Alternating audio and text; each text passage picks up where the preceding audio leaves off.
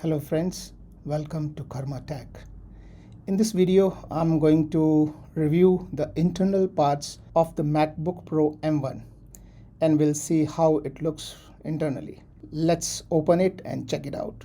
Backside looks very similar to the previous version and it has 6 screws which we can take off. Internally, the body hasn't changed much with respect to the previous version.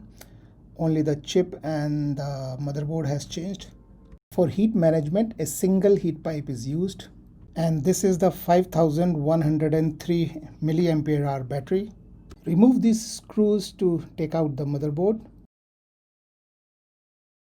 Remove these 4 screws to take out the heat pipe. The M1 chip looks very similar to the Apple iPhone and iPads. Below the thermal sticker on the right is the power supply. These are 2 onboard flash drives.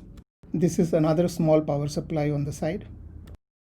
This is the display control module, which controls the LCD display. And to the right is the Thunderbolt control unit. These are the 2 amplifier chips for the 2 speakers. And these are 2 I/O expansion ports.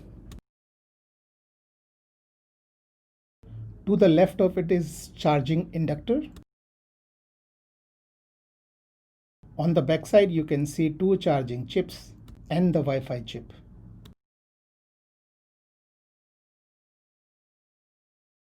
It also has 2 amplifier chips at the bottom.